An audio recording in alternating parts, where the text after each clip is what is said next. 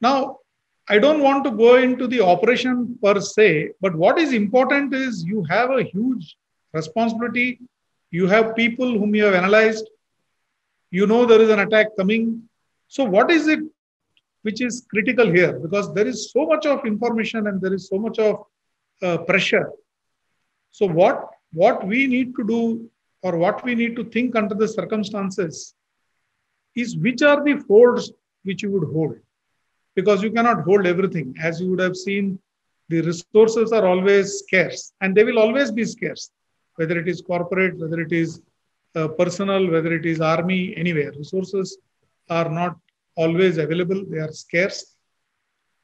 And what is important is, how do you make this judgment call? Is it just a gut feeling? Is it just your thinking on that particular day, or just your sense? Well, actually, it is not. It is based on excellence which you have achieved over the years, year on year, with continuous processes, honing of skills, and actually live practices. And those practices you analyze, you learn, you relearn, you sharpen your drills, you hone your, hone your reactions. And in this process, you develop some thumb rule. So what happens is, when pressure is max and when you are faced with a crisis, there will be a reaction from yourself, and it may not be always very well thought of, logical and rational, simply because the time frame available is very less. But what happens is, this practice which you have done year on year, season on season, scenario on scenario, this will help you to react in the right way. And for sake of simplicity, I am calling it thumb rule here. And this you will find in everything. You will find in martial arts, you will find in boxing, you will find in sports. People keep practicing year on year, year on year, year on year. And when that particular moment arises, subconsciously, you will be helped to make the right judgment call. And that is what is going to save the day. So it is not just some gut feeling or something which you just thought of, or some lightning which came into your head. Because rational calls in such situations will be not more than 20 to 30%. It is all your practice which is going to help you. So this is something which you can just hold as a thought, and we will come back toward the end. Next, please. Now, in this particular situation, and I would try to now correlate it with business or private sector, which now I am part of for more than 2 decades.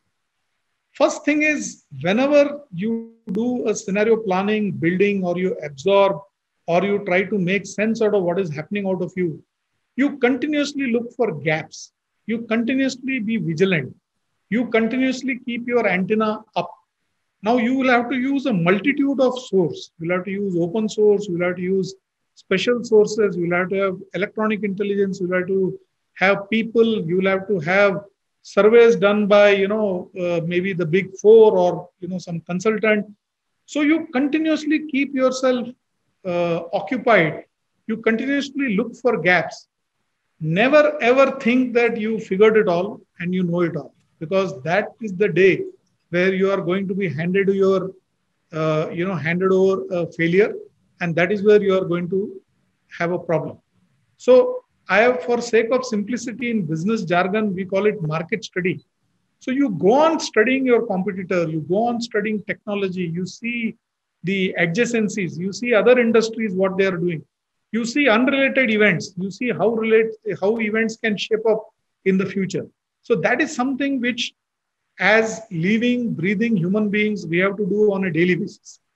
And not only in your field, in as much field as possible, because transfer from one field to another field is very, very rapid and very fast. Even before you imagine, it can happen.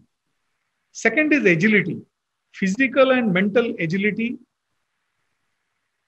You should always be capable of processing multiple roles, and you should always have a good balance between generalization and specialization. So this is something which is very important, whether it is business or whether it is a battlefield. Like I said earlier, resources will not be optimal. You will not have all the skill sets and all the equipment and all the time at your disposal. So you will have to improvise. You'll have to see the situation and react.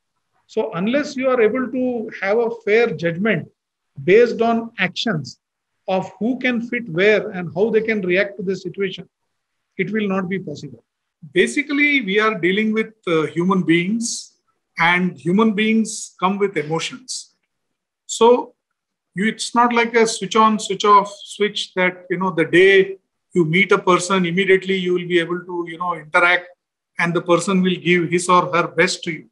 So you need to be continuously with the people. You need to understand what makes them click, what are their emotions. And from there, you will draw a lot of information which you will use. And when you are, when the chips are down, these are the people with whom you have connect, and they will come and, help you out. So that's something which we have to realize. And that's a lesson in both the battlefield and also in the business. You cannot build relationships in a jiffy or overnight. You have to be at it all the time.